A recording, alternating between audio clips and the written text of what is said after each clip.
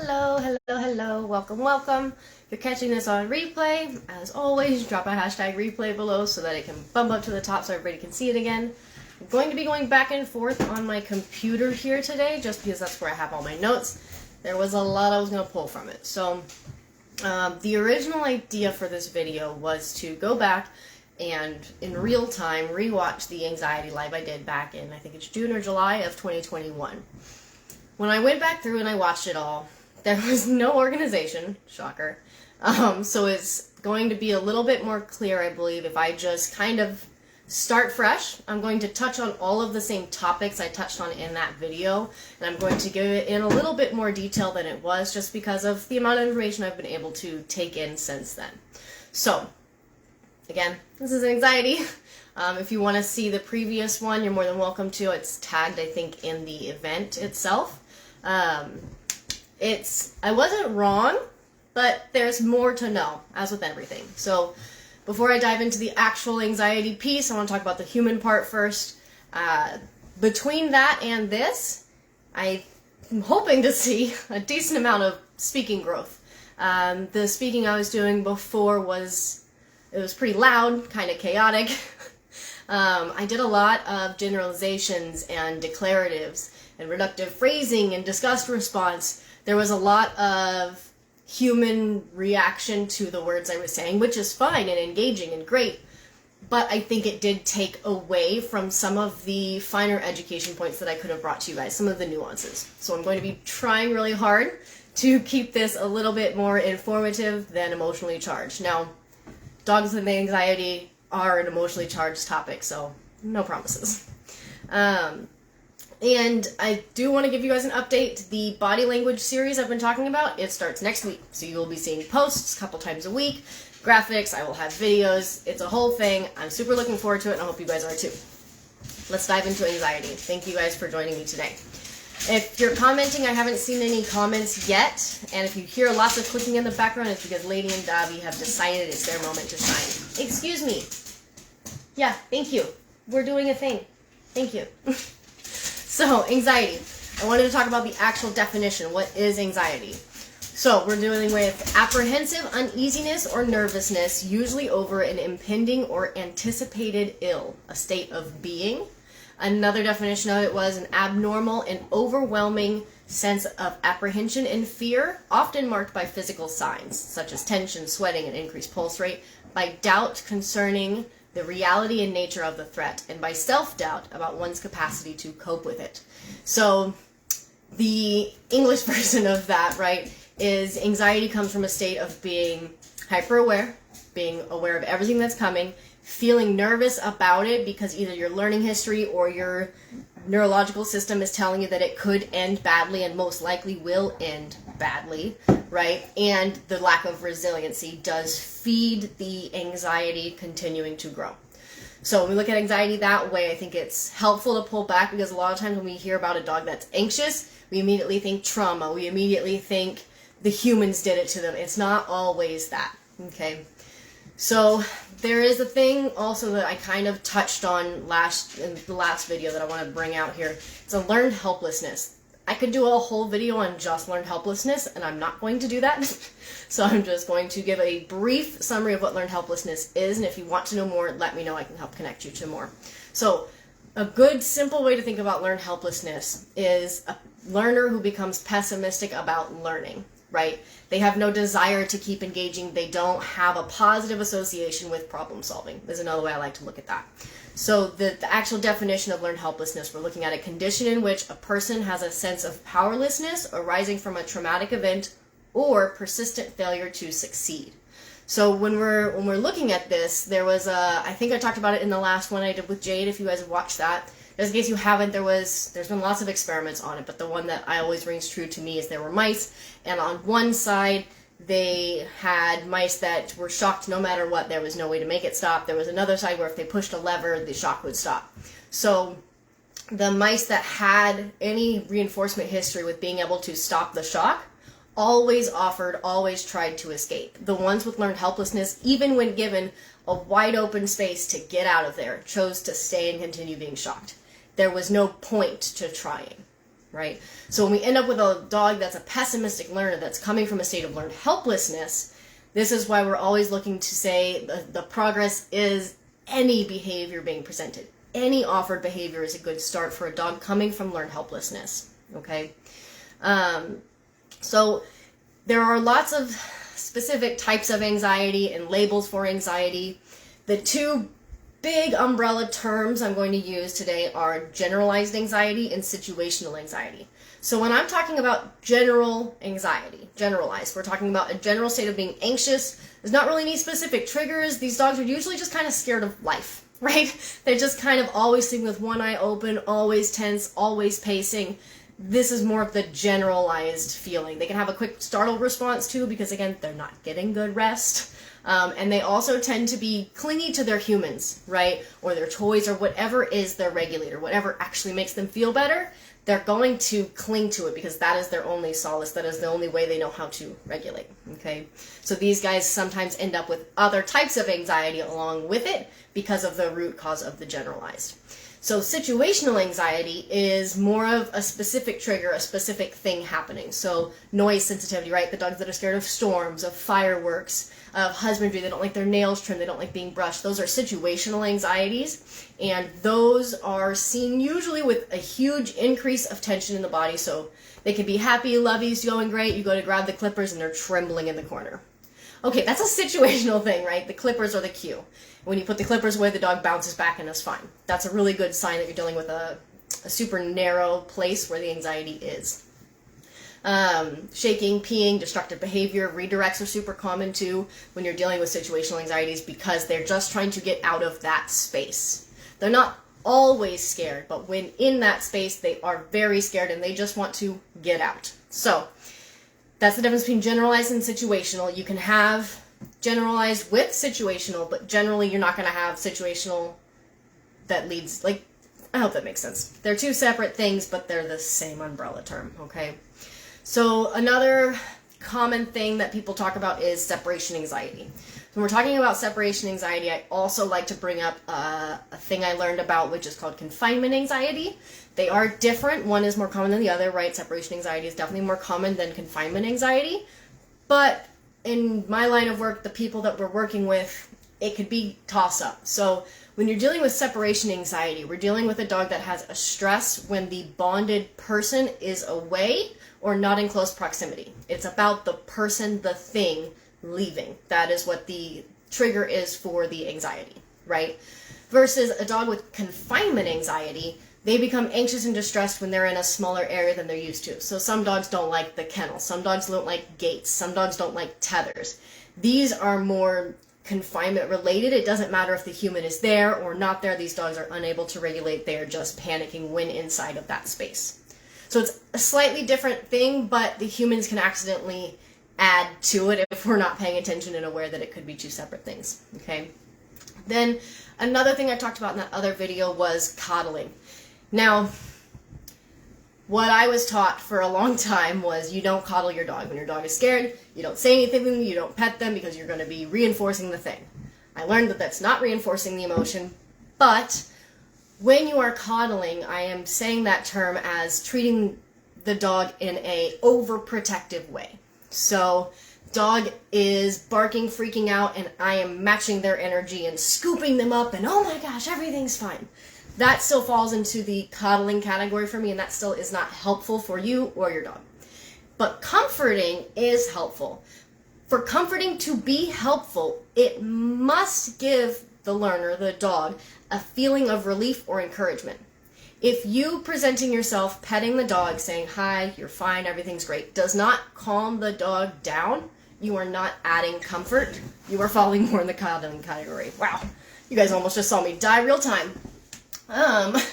So, coddling and comforting are two different things, and if you're still looking for things on the secure attachments, there was a link I shared from Grisha Stewart in the group a couple of days ago. She has awesome information for you guys.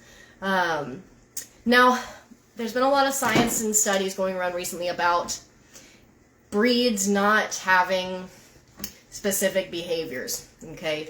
So breed is not a good predictor of behavior. Dogs are more individualized than that. And there's a lot of toss up in the dog world and people are grumpy about it. And I even was like, that's not true. A German Shepherd and a Chihuahua, very different. But I think when looking at it, especially from this anxiety lens, right, it's important to remember that our human tendencies of purpose, when we get different types of dogs, can also lead to the same types of expressions, right? So generally, if I generalize on the human side, right, my humans that are getting German Shepherds that are highly anxious are getting that German Shepherd to be a different role in their life than they would a Chihuahua, than they would a herding dog. So the dogs in the working, herding, and toy groups, generally the humans that are adopting them and trying to get specific behaviors, that's where we can see the clash coming, that's where we can see the anxiety coming in. So it's not necessarily that the breeds are more tendency to have anxiety, it's that the human doesn't count for it, so to speak, right? Now herding dogs are going to be more anxious, more aware of movements, right? But it doesn't mean they're going to be anxious about everything, right? Our working dogs are going to want to be with their handler at all times, right? Our gun dogs, but it doesn't mean they can't learn how to nod. It just means we have to take that into account and add some more foundational skills for them, if that makes sense. So I think that is going to be helpful. It's really hard to pull apart, right? But if we want to talk more about that, let me know. We also did a podcast video or recording on the study that came out. So there's lots of resources I can connect you guys to. When we start talking about, so like that's the big pieces of anxiety, okay? I'm not going to be talking about this is how you fix X anxiety, this is how you fix Y anxiety, because it depends on everything. It depends on the humans, on the dogs, on the lifestyle, on everything. So what I am going to do is make some generalizations here and just recognize that these are generalizations just to try and get some information out there. Okay, so predictability and systems are your best friends. That 100% yes. The way I like to frame it for folks now is that picturing that your dog was abducted by aliens, it's a lot easier to think of your dog as that than think of your dog as not listening or not wanting to. If instead we say, oh, they really have no idea what's happening here, they don't know what I want from them here, it's a little bit easier to just go ahead and put a system into place and start for 3 or 4 days to do the same loop over and over again and see if the behavior comes down. If it does, it was probably anxiety underlying, and we're already addressing it by creating more predictability. So it's a great foundation starting place to either A, get a better idea of what behavior is actually being expressed, and B, help create some sort of comfort for the dog in the sense that they know what is coming and we can narrow in on what the actual problem is. Okay? So when we talk about predictability, counter-conditioning, desensitization, all of that, and I'll cover that more at the end, we also need to talk about the piece called resiliency, right? So resiliency is the capacity to recover quickly from difficulties. It's a toughness. So it's not so much that they are no longer startled by the doorbell ringing. It's that when the doorbell rings, they can recover within X amount of time. That recovery time gets faster, right? Another way I like to have my humans think about it is progress happens at the end of the loop. So beginning of the loop is guest enters the home. End of the loop is when the guest leaves. You'll see progress in the fact that the dog isn't pacing around for an hour or two after the humans leave. Maybe they just do a quick sniff around the house and they go lay down.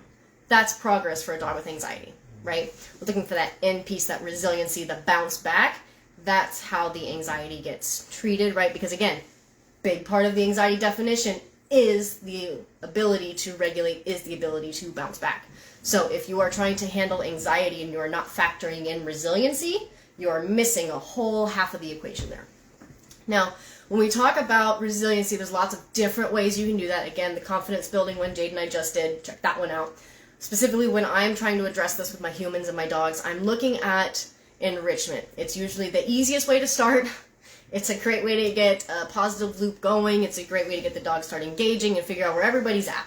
So what we're trying to do with this enrichment specifically is introduce a novelty, and we want to start making because right, if we learn helplessness, we have a pessimistic learner. If we have good enrichment with good novelty, we have an optimistic learner. We have a learner that says, that's new, but it might not kill me, right? So they see the coconut, they see the lettuce, and they're like, I might actually sniff that. Now we have to start down different levels for different dogs. I know one of my cases, the dog was so sensitive to everything, we had to like put Bones under a towel because just that texture of having something in front of the bowl took him a while to even get to the food. So every dog is different as far as where they're learning from and what is stressful to them and what isn't stressful to them. But we want to introduce a novelty that's not going to scare them all away. We want to have them be curious enough to explore it without a lot of human handling, right? So a common thing I'll see with my humans is we'll try and lure the dogs into it. Like, look, it's fine, just look at it, just look at it. That's not helpful, right? So we can offer it, we can toss some food out in the environment while they're engaging with it, while they're acknowledging that it exists, but we are really trying hard not to make them go check it out. It's much less about them exploring it, much more about them being exposed to it, okay?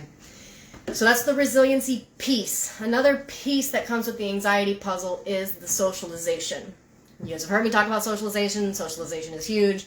I have redefined that word so many times at this point that it's ridiculous. I just need to come up with more words. But for right now, for this topic today, we're going to talk about socialization as the act of exposure, not engagement, right? So we're going to be labeling our variables. We're going to go out into the world. Our dog's going to be like, that was a leaf. We're going to be like, yep, that was a leaf. That was the mailman. That's Joe Bob. That's a scary child. Stay away. Like, we're going to label things for them. We are their walking filter in the world. Again, they were abducted by aliens. We are just introducing them to their space. That's the whole purpose of socialization, is to see new things, recognize they didn't die, and move forward from there, right? So if your dog doesn't have the resiliency, they're not going to try in socialization. The socialization is going to have a higher risk of being a negative impact because they can't recover from startling situations, right? Another piece that is more important than I realized before is the social learning piece. So dog learning from dogs. That has become a staple. As frequently as possible I can get that into anxiety cases, I'm doing it. Whether it's a fake dog or a real dog. Social learning is... It's the best way because it's the way that they are supposed to learn. Monkey see, monkey do. I see that dog do it, they didn't die, I should go try it too. So as much social learning as you can get with your anxious dogs, the better off your dog is going to be. So whether that be you go and you sit in a parking lot and you open your trunk with your dog and you just watch a dog park. Or you sit at a bench and watch people go by and they see a dog go sniff something, and as soon as that dog leaves, take your dog over to go sniff that same spot, right? There's a case we've posted about a couple of times in the group, Opie, the Huffmans, and Opie she's pretty feral. I think she came from a hoarding case or something. Like, couldn't touch her. They ended up getting a second dog to help her in her process, to help her even consider engaging with the humans. And in creating good boundaries between those two dogs, the humans became relevant in her safety. So now she's interacting with not only the other dog, but her humans too. I've actually got some good videos I'll post up after this of like before and after, about a year apart, of how the body language has changed between, oh God, I have to interact, to I'm curious and I would like to try. We would like our anxious dogs to be curious and like to try. That is the goal with an anxious dog. The goal is rarely to not be anxious anymore. Okay? Another thing that I like to pull apart here is the difference between reinforcers and regulators. They are different because when we have a dog that's going into anxiety, we're going into our sympathetic brain. Could be parasympathetic. I always mix them up. I'm pretty sure sympathetic is the I'm gonna die part of your brain.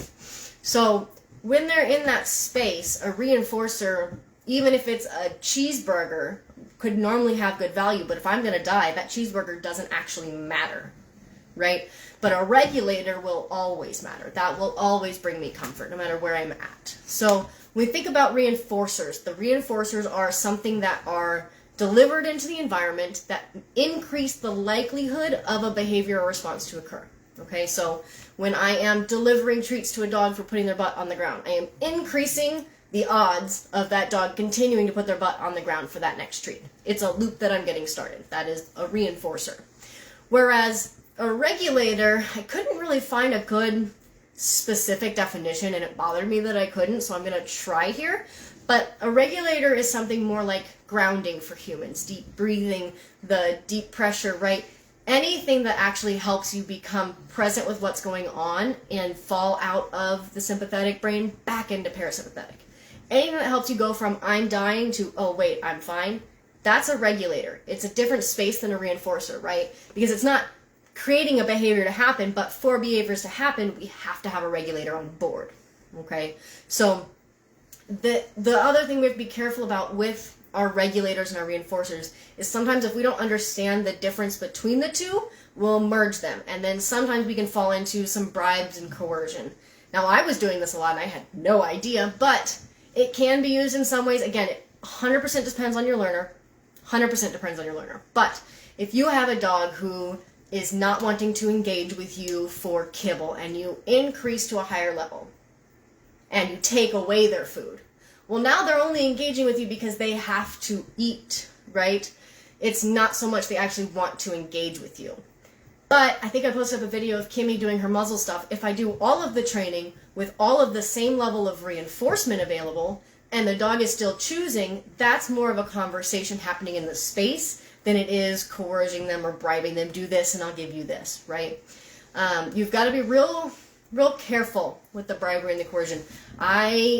I've seen it work very well, and I use it still for some cases. It's just helpful for me to recognize that that's what it is. It does not have to be a negative association, right? Just like manipulation. We are, in fact, manipulating behavior when we are enacting training plans. So taking some of the mental attachment to what those words mean and recognizing that that's what you're doing, that I have found has helped me at least be more present with how invasive I'm being with the animal in front of me. Does that make sense? Again, I'm a Lima trainer, so I'm always trying to do the least invasive thing possible. For example, I've got a dog here right now. I know I shouldn't have a dog here, but I have one. He's like 18-month-old, intact pitty, super sweet, loves the humans, big feelings about other dogs, and hates the kennel. 100% hates the freaking kennel. So the first night he was here, I'm not very big. I had to wrestle him in the kennel. I tried doing treats before he came, or when he went back in. But what was happening was, if I introduced food on the way in and out of the kennel as he was going, right, as he was going and getting locked in, then food was a predictor of the confinement. It wasn't actually predicting the relief, the reinforcement of go in your kennel, good things happen, right? Because going in the kennel is not a good thing to him. So you can either take that and you can do it at the front of the loop. So I tried going in there with pepperonis first, feeding, hopping in, hopping out, and then going outside and coming back in. That didn't help. When I came back in and pulled out the food, he immediately tucked tail and curled up in a ball because he's like, you're going to make me go in that kennel. And that's not what I wanted either. So for that specific case, for this specific dog, what has been working the best is using high level of management. So I loop the leash around his neck and around his waist so that he can't struggle too much and I can't struggle too much, and it's a faster, safer transition. I put him in the kennel, and then I deliver the food. And then I give him all the things and lock it all up and tell him he's a good boy. That has been working. Today, I was able to just give him a little pat on his butt, and he hopped all the way in for his dog food bowl. I didn't use treats. I only used the kibble. And I used the predictability of the system of when you go in this thing, when you go in this kennel, you're going to get something on your own that you can enjoy. So that's how you can kind of use that. But again, if I was trying to do a bribery, I would be trying to lure him in and slam the door on him real quick, almost like tricking him. That's not going to work for a dog like this. It's not going to work for most dogs, in fact. So really being aware of that is helpful when you're trying to figure out what is and isn't reinforcing and working for your dog. It could be a you thing. Now, when we talk all of that stuff, we also have to talk about what is a threshold, right? And threshold, when I was first learning about thresholds, my brain decided that threshold was a stagnant place in space. This is the threshold, like a doorway. This is it. Threshold is not like that. Threshold is more of a moving location, right? It was more helpful for me to think of a threshold as the space within we are working without being traumatized. When we go out of threshold, we are not working anymore. When we are under threshold, we are working, we are learning, we are safe. Now there is playway, which happens way back here under threshold, where if you even get close to the threshold mark, your dog won't play anymore because their safety is a concern in their head. So the threshold is different for that kind of work. The threshold changes based on what your goal is. If your goal is to get your dog to see things and be neutral and not worry about anything ever approaching them, then you need to stay far, far under threshold so that nothing ever happens to them, right? At least at the beginning while you're trying to reinforce this and get the system built up. If your goal is to be able to walk past that dog at the fence, and that's the only spot you're trying to work on, well, the threshold's going to be a little bit closer because, number one, it's probably impossible to back up from that fence any farther because there is streets and sidewalks and houses in the way. So you're looking for a different type of, it's not a bridge, but it's almost like a bridge behavior, right? A long duration chewing of a treat to go by. Something in that land so that the threshold becomes a little bit more fluid and it's not so stop and pull back and stop and pull back. That can be pretty stressful for some dogs. So I like to think about threshold as like a line that we're just kind of crossing back and forth over, almost like weave pulls, right? For anybody that does the agility stuff, we're going, there it is, okay, and now we're back over here, and how about if we, sorry, too close. We want to be feeling like it's more fluid than a stagnant place to reach. That has been a very helpful tweak for me to realize with threshold. So definitely let me know if you guys have thoughts on that, if you know what I'm talking about. If you need more clarification on that, definitely let me know. When it comes to threshold work, we have to talk about management, right? One of the only ways to keep a dog under threshold, especially if we have a learning history of anxiety, etc.'s on leash, in the house, wherever that space is, we have to engage with management. We have to put something in place so that the undesirable behaviors cannot continue. So if I have a dog who gets scared when somebody knocks on the door, so they run over to the door, and when you open the door, they reach out and they tag the person, I'm going to put that dog in a kennel so they can't put themselves in a position to overcommit, right? I have a dog who overcommits with people when they meet them. I'm going to put them on a leash after I've taught them leash pressure.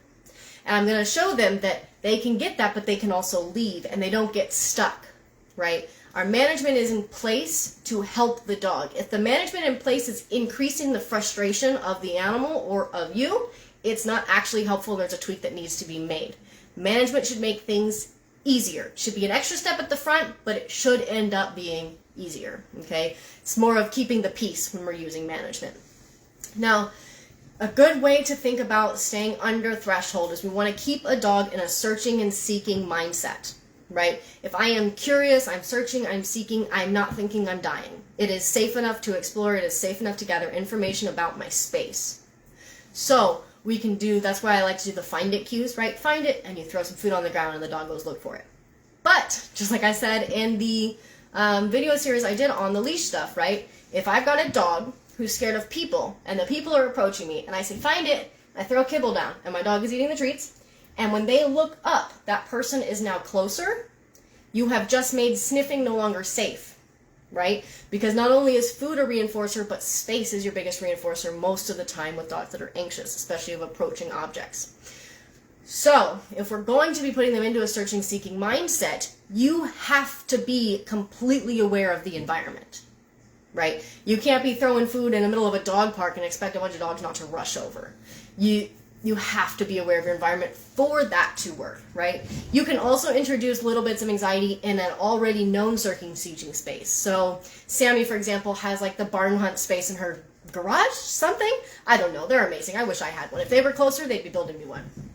And so in that space, her dogs are automatically going into a searching and seeking space. If you have somewhere where you normally do enrichment with your dogs, where they're always sniffing, that one spot on the fence where the feral cat always pees, that's a great place to start introducing low-level, anxiety-provoking things because they're already in a searching-seeking mindset, and it's enough competition to keep them present and thinking about engaging with you and not so much, I'm going to die. Okay? So the searching brain is important. The decompression is important as well in a couple of different ways. So there's decompression as far as when we're bringing a dog in for the first time, and there's decompression when it comes to building the resiliency, right? A large part of resiliency is rest. So if our dog is going through something stressful, they're calming down, and then we're doing it again, and we're bouncing back and forth, we're not actually helping their nervous system calm all the way down. We're looking to do one repetition of enough to be like, whew, that was stressful. I got to sniff some stuff, I got to eat some stuff, and then I took a nap. We want them to come all the way back down the arousal chain for it to be fully effective into their nervous system, right? Just like with humans. If we're not resting, you can hit the gym 7 days a week, but if you're not taking a rest day, you're only going to plateau. You're going to hit a spot where you can no longer gain anymore because you have to rest in order to make that go. And I know it sounds, anybody that knows me knows that this is like hypocritical of me, but we're just going with it. We're going to skip all that. Rest is important. And when we are bringing in a new dog, decompression-wise, for example, the dog I brought in, Dexter, the first 2-3 days, as usual, that first 3-day period, he was a basket case. He had a lot of big feelings. He almost read as a dog that was resource guardy. He had hackles up, high tail, stiff body, and over smells, over everything in the environment. I was like, whoa, this is a lot of dog in the house. But you have to be really careful not to put any type of labels because that can affect how you engage with that dog, right? Which is why starting with high levels of management at the beginning is helpful because you can always give more slack. But if the dog has freedom to do everything and anything it wants, and the only way we are trying to give them security is by taking away their choices, we're not actually helping anything, right? So it is better to keep them close, fully aware of what's going on, high levels of systems, high levels of predictability for the first several days, so that we can, again, narrow in on how they're going to respond to different situations, and over time introduce more agency, which makes us more relevant, right? So, again, Dexter, he's the perfect example to have come into my house this week. But when we were outside, food did not matter. I had string cheese, I had pepperoni sticks. He wouldn't even smell them. They did not matter because there was so many other male dog scents in the grass. So we can use some Premac there, right? If the smelling of that thing is so reinforcing to him that he is unwilling to engage with the primary reinforcer, then I'm just going to make myself the check-in item for that, right? So he has like a specific couple of areas where he goes and he sniffs first thing he comes out. So what I started doing was going towards it and stopping, waiting for some eye contact, engaging him a little bit. Once he stopped pulling or even looked my way, we would run over together. I would run in the yard with him to go to the spot he wanted to sniff. So I became the button to press to get to the thing he wants to engage with. And here we are in under a week, and he's no longer dragging me across the yard because he knows he's going to get to the thing, right? So sometimes anxiety is coming from the place of not knowing how to get access to the thing. And if we become the button to press, we have communication there. Okay, so decompression is important when you're first bringing the dog in for that reason, but it's also important when you're doing the full training loops, okay? There was another thing I learned. So I'm sure there was, if any of you guys have watched my previous stuff, you know I have said frequently that I accidentally trained my dogs to fight, right? They would hackle up, stare at each other, and I would go, no, and they would fight. So I thought it was my verbal cue. Well, yes and maybe no. So I'm sure a lot of humans have heard and seen and probably been told that their anxiety is what's causing their dog's anxiety, right? And it's not so much that we're causing it, but it can be a trigger, okay? So when we have service dogs, for example, they are cueing in on different sense of the body. So when we are stressed, we release cortisol in our sweat. Our dog can pick up on that. Whether or not they're aware of that specific thing they're picking up on, if we become stressed when they are facing a trigger, then we become the trigger for being scared. Which is why the tight hand, loose leash, which is why all of the methods to bring comfort to the human generally decrease the dog's level of reactivity when it's anxiety-based. Because we have to believe that we're comfortable, right? That's why I won't go into like a shelter play group. I will sit on the outside of the fence. Because if I'm in there, my anxious energy is going to make all the dogs start looking for something because somebody's scared of something, right? Whereas if you just remove yourself from a situation and watch and let them figure it out for themselves, you're going to have more success, okay? So same with Dexter. He was at the fence, the neighbor's dogs, he was staring at him, hard stare, big body, and you don't know if this dog's going to be a redirect risk, so I did not want to yank on his leash, so we just stood there. We watched the other dogs until he shook it off, sniffed something else, and then we moved on. Let them fully check out what they're seeing. That will help you stay calm, and it will help them, right? Anything under being a jerk, lunging, barking is exploring and labeling.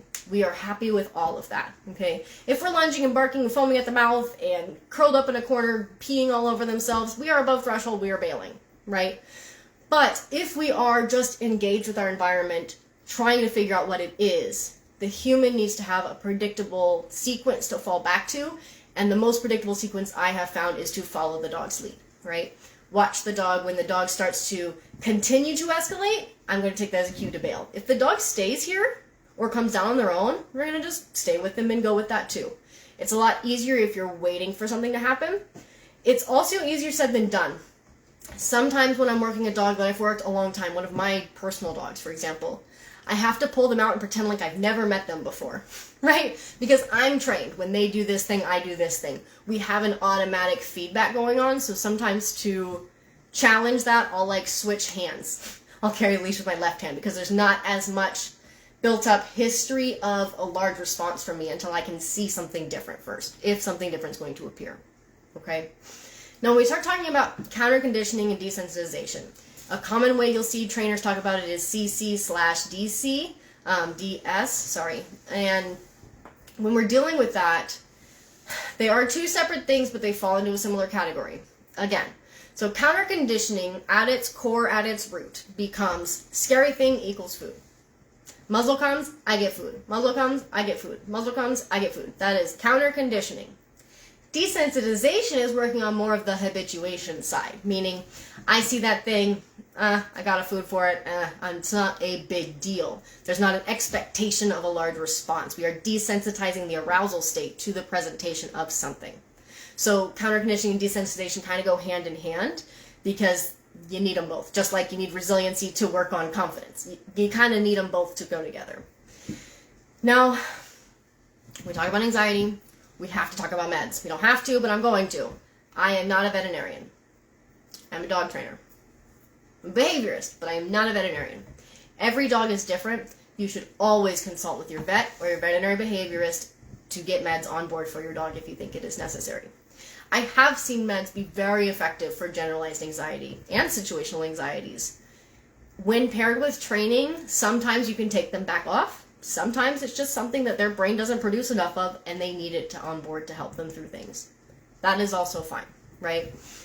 There are meds to address the anxiety directly, right? The situational and the generalized. They've got meds for those. And then we also need to consider the other potential ailments that could be going on, right? Pain can make a dog express with anxiety, okay? So if we have a dog and we're like, I'm not sure, maybe he's in pain. Sometimes he has like a hard time getting up. If you don't know more about pain, Jade did a pain and behavior podcast episode. You should check it out. It's in the group for sure. There's a lot you can pull from that, right? Pain can be, sometimes we don't even ever know what the pain was, but when the pain meds are put on board, the behavior stops. The dog is feeling better. The dog is fine. So we're looking at pain usually, I say usually in a very generalized umbrella term here, but usually if I'm seeing pain in an anxiety case, it's a chronic low-level pain, right? It's something that, it's not like a massive injury happened and they have a broken bone. It's more of their elbows hurt, their knees hurt when the seasons change. Things of that nature that they slowly build up on and over time become more taxing on the regulatory systems, right? Another thing to think about with anxiety is we've got our low-level chronic pains and we have our GI issues, okay?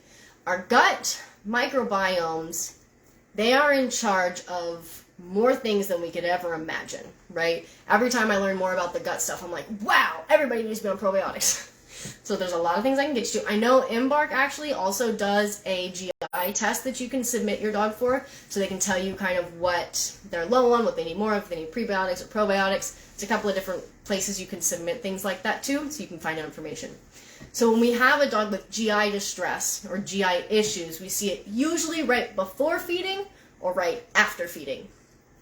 Okay, so if we're seeing it right before feeding, it's usually an acid turnover in the stomach. It's a dog that's kind of crouched over in the corner, not willing to engage, kind of shutting down. That's generally a dog that needs help on the front end, so smaller portions of food, probiotics. Now, when we have a dog that's eating a bunch and then acting like a jerk, could be potentially because their stomach isn't settled, so enacting a required rest time after eating can be a big game changer for some dogs. I know I see Maylee's face up there, Kane with his belly time. It makes a huge difference sometimes for certain dogs too. When they eat, they lay down for 45 minutes. They come out and they're fine. Other than that, they come out and they're antsy and itching and overreactive and just overall stressed. And what they're needing is time for their system to process and digest all the food. Okay? So, when we're dealing with finding our threshold, we have to pay attention to our management. We have to keep our dog in searching brain. We have to pay attention to what part of the decompression phases we're in and what purpose of decompression we're using. Pay attention to our human stress levels. Decide and keep in mind the counter conditioning and desensitization that you're going to be using to help make the thing presented less scary and make it more normal in life. And meds. Again, super common. Talk to your vet, talk to a veterinary behaviorist. Usually veterinary behaviorists will also talk to your veterinarian. So if your vet wants to know more, doesn't know how to learn more, we can always get them connected as well. Okay. The last little bit I wanted to talk about on anxiety, because this is already 45 minutes deep. Sorry, guys.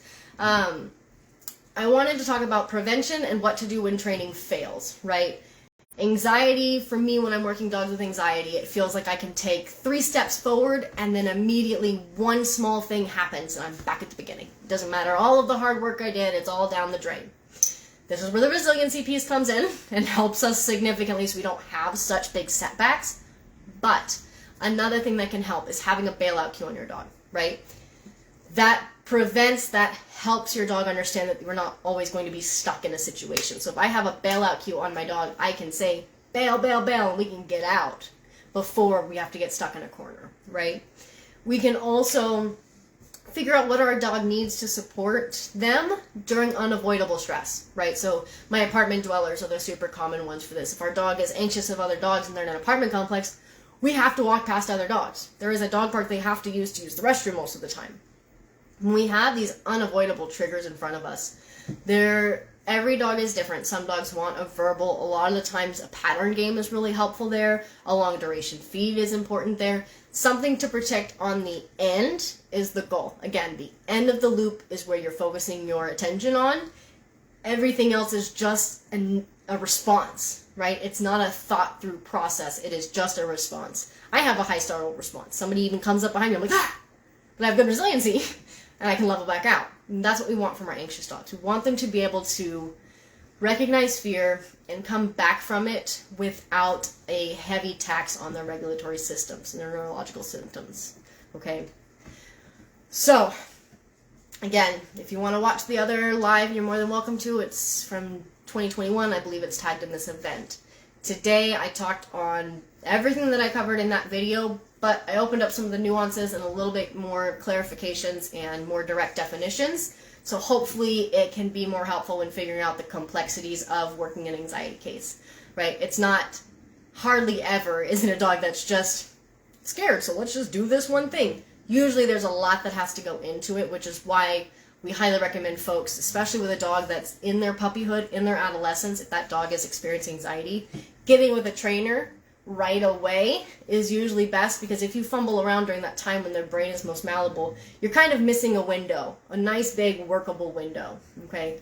So if your dog is having really bad anxiety, you haven't been able to get through to them, it's been a month or two of whatever system you're using, try something else, ask for help, get a trainer on board. Whether it's me, whether you need help finding somebody in your area, let me know. Again, if people were leaving comments, I didn't see any of them, so I'll circle back and answer any of them after. And if you guys have any other comment, feedback for me, please let me know. It was really great to get on here and do this with you guys. I think we're already almost at 2,000 members, which is just baffling for me. So that's exciting. Thank you guys so much for continuing to keep this group so open to learning new things. There's a lot of polarizing opinions in the dog training world right now. And I just feel so lucky that we have built this place to have open conversations without worrying about being attacked. So keep it up. Thank you guys, and I'll see you next time.